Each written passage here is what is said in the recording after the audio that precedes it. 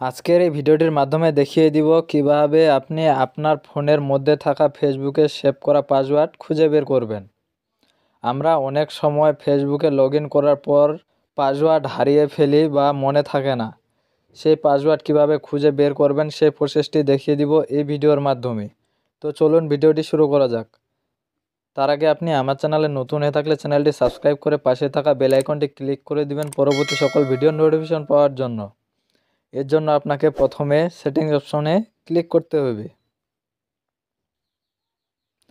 তারপর এখান থেকে একটু নিচের দিকে যাবেন, এখানে গুগল নামে একটি অপশন আছে, এখানে ক্লিক করে দিবেন।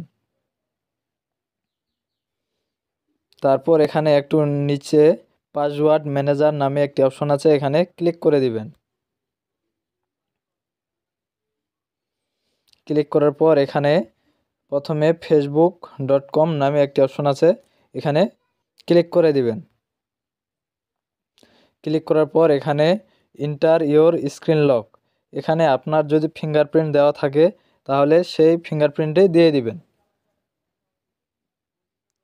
আমি আমার ফিঙ্গারপ্রিন্টে দিয়ে দিচ্ছি।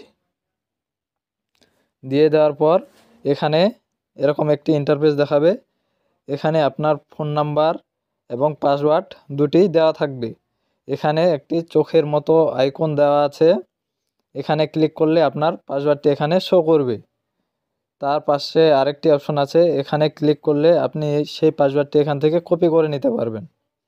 এভাবে আপনি খুব সহজেই ফেসবুকের সেভ করা পাসওয়ার্ড সহজেই দেখে নিতে পারবেন। ভিডিওটি ভালো লাগলে ভিডিওটিতে একটি লাইক এবং একটি কমেন্ট করে দিবেন। ধন্যবাদ সকলকে।